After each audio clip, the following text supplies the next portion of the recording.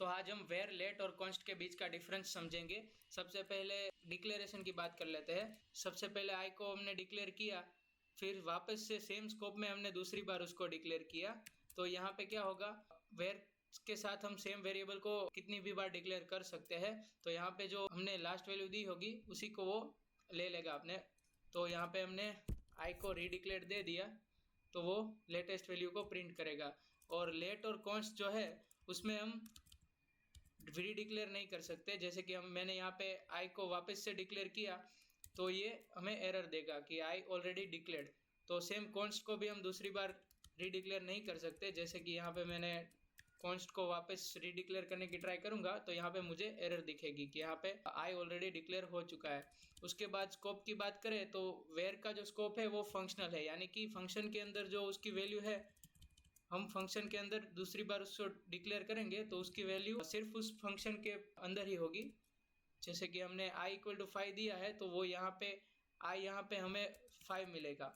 लेकिन जो फंक्शन के अंदर हमने वापस से आई डिफाइन किया तो उसकी वैल्यू फंक्शन के अंदर डेमो हो जाएगी और उसके बाहर तो 5 ही है। तो यहाँ पे हमें पहले डेमो मिलेगा क्योंकि हमने पहले फंक्शन कॉल किया है। तो ये इसके अंदर आई की वैल्यू जो है वो डेमो है और इसके बाहर जो आई की वैल्यू है वो 5 है। तो यहाँ पे वेयर जो है वो ब्लॉक स्कोप नहीं है, फंक्शन स्कोप है। यानी कि अगर यहाँ पे मैंने इफ कंडीशन लिखी, ये एक ब्लॉक स्कोप है।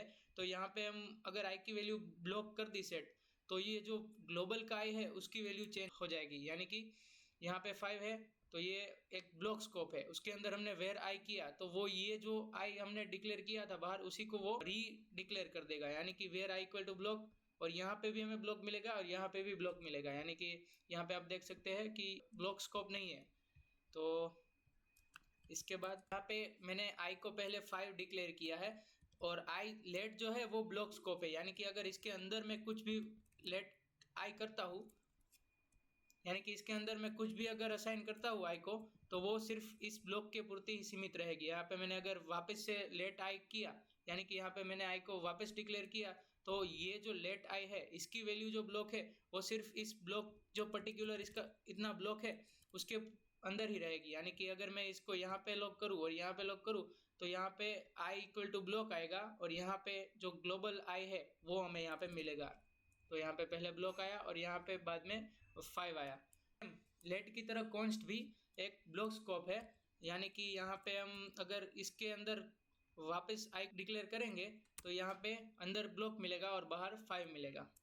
अगर हमने वेयर आई इक्वल टू 5 किया है और आई की वैल्यू हम चेंज करें, जैसे कि आई इक्वल टू पहले 5 था, अब मैंने यहाँ पे री असाइंड कर दिया तो इसकी वैल्यू चेंज हो जाएगी। अब लेट के केस में अगर लेट आई इक्वल टू 5 किया हमने और आई के वैल्यू को हमने आई इक्वल टू री असाइन कर दिया तो यहाँ पे आई की वैल्यू भी चेंज हो जाएगी। अब कॉन्स्ट के केस में क्या होता है कि अगर हमने कॉन्स्ट आई इक्वल टू 5 कर दिया तो इसकी वैल्यू को हम वापस चेंज नहीं कर सकते। यहाँ पे हमें एरर मिलेगी क्योंकि कॉन्स्ट से जिस वेरिएबल को डिक्लेयर किया है उसको हम चेंज नहीं कर सकते। अब कॉन्स्ट में हम वैल्यू को रीअसाइन तो नहीं कर सकते लेकिन करंट जो वैल्यू है उसमें हम चेंजेस कर सकते हैं। जैसे यहाँ पे हमारे पास पहले आई इक्वल टू 1 2 का एरे है, उसमें अगर मैं इस 3 एलिमेंट को हम पुश करेंगे तो उसमें ऐड हो जाएगा। सेम ऑब्जेक्ट के केस में अगर हमारे पास ये एक ऑब्जेक्ट है, जैसे कि यहाँ पे कॉन्स्ट आई इक्वल टू मैंने लिया एक ऑब्जेक्ट जिसमें मैंने नेम और यूजर नेम रखा और उसके अंदर अगर हमें कोई एक वैल्यू ऐड करनी है, की वैल्यू, यानी कि मैंने यहाँ पे ऐड किया I dot email equal to pratik@sangani.com, तो यहाँ पे जो ईमेल की वैल्यू है वो ऑब्जेक्ट के अंदर सेट हो जाएगी। तो जैसा कि यहाँ पे नेम, यूज़र नेम और ईमेल मिल रहा है। लेकिन हम यहाँ पे ऐसा नहीं कर सकते, जैसे कि मैंने यहाँ पे सपोज कि यहाँ पे मैंने यहाँ से एक कॉपी करके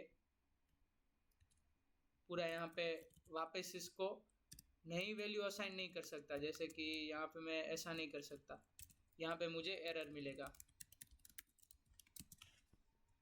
असाइनमेंट टू कांस्टेंट वेरिएबल, यानी कि मैं कांस्टेंट में वैल्यू को चेंज कर सकता हूँ लेकिन उसको रीअसाइन नहीं कर सकता।